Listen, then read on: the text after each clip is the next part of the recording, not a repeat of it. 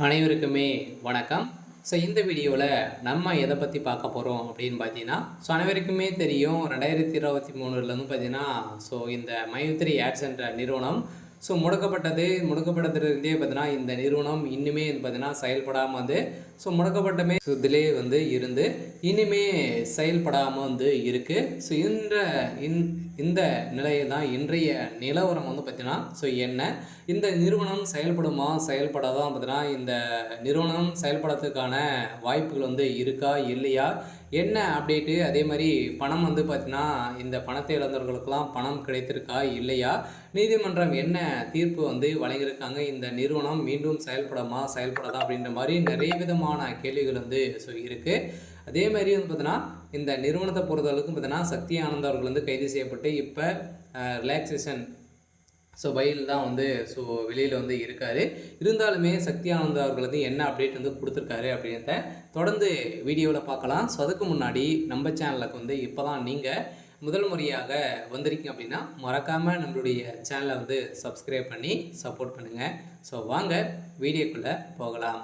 பார்த்தீங்கன்னா இந்த மைத்ரி ஆட்ஸ் என்ற நிறுவனம் தமிழகத்தில் கோவையில் பார்த்தீங்கன்னா அதிரடியாக மூலக்காரம் கொண்டு செயல்பட்டு வந்தது. இது கோலகாலமாக செயல்பட்டதில் தமிழகத்தில் 100க்கும் மேற்பட்ட இடங்களிலும் பார்த்தீங்கன்னா நிறைய பிரான்ச்சுகளை கொண்டு இந்த நிறுவனம் செயல்பட்டது. அதே மாதிரி ஏழை எளிய மக்களுடைய வாழ்க்கையை மாற்றக்கூடிய அளவிற்கு இந்த நிறுவனம் செயல்பட்டது. அனைவருமே பார்த்தீங்கன்னா திடீர்னு இந்த நிறுவனத்தின் மீது நிறைய புகார்கள் இந்த காரணத்தின் அடிப்படையில் அதிரடியாக இந்த நிறுவனம் முடக்கப்பட்டது. முடக்கப்பட்டதில் இருந்தே இன்னும் 2023 முடக்கப்பட்டது, 2024 25 ஆயிடுச்சு. இனிமே இந்த நிறுவனம் செயல்படாமல் தான் இருக்குது. எதனால் இந்த நிறுவனம் இனிமே அப்டேட் கொடுக்கல, இந்த நிறுவனத்தை பொறுத்தளவுக்கு மீண்டும் செயல்பட வாய்ப்புகள் இருக்கா அப்படின்னு தான் மக்களுடைய ஒரு மிகப்பெரிய கேள்வியாகவே இருக்குது. இருந்தாலுமே சக்தி ஆனந்த் அவர்கள் என்ன அப்டேட் கொடுத்துருக்காரு அப்படின்னா, கட்டாயம் மக்களை நம்பி அனைவருமே பார்த்தீங்கன்னா நம்ம நம்பிக்கையோடு போராடுவோம் அப்படின்ற மாதிரி தான் சொல்லியிருக்காரு.